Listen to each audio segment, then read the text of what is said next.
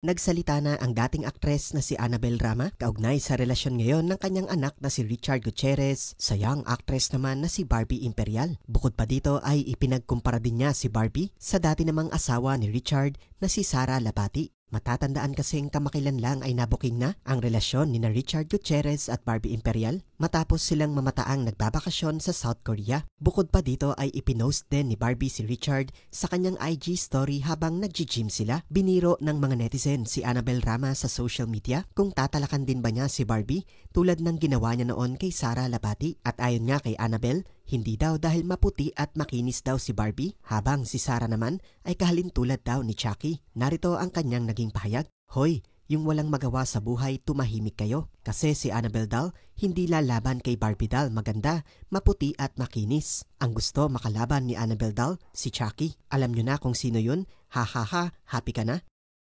Sa mga hindi aware, si Chucky ay isang sikat na horror movie doll. Sa unang tingin ay parang paglalaro lang ng dolls ang sinasabi ni Annabel dito. Una ay ang pangalan niya nakahalintulad nung Annabel horror doll, si Barbie naman ay Barbie doll at si Sara naman ay si Chucky doll. Bagamat wala namang pangalan na binabanggit si Annabel Rama sa kanyang post, hindi may kakaila na isang tao lang ang pinapatamaan niya dito at ito ay walang iba kundi si Sara Lapati. Tila sinasabi dito ni Annabel na kamukha ni Sara si Chucky, possibly dahil sa maikling buhok ngayon ni Sara, nakahalintulad ng maikling buhok ni Chucky.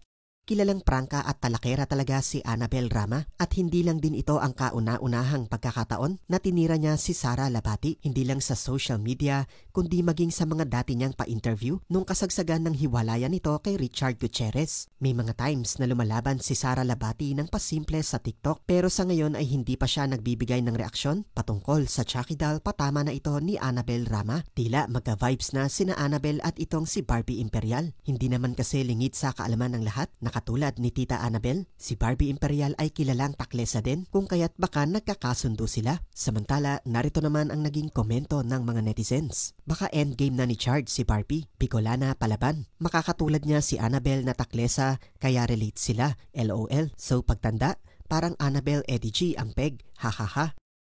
Siguro ayaw ni Mother Annabel na behave ang daughter-in-law. Mas gusto niya yung same sa ugali niya. Sa bagay, OA naman sa pagiging mama's boy si Richard kaya ganyan ang mga kaganapan hanggang sa partner ang gusto kaugali ng nanay. Bakit kaya gusto nila agad si Barbie? Parang I expect them na mataas yung standards. Syempre love ni Retsard kokontra pa ba si Mother?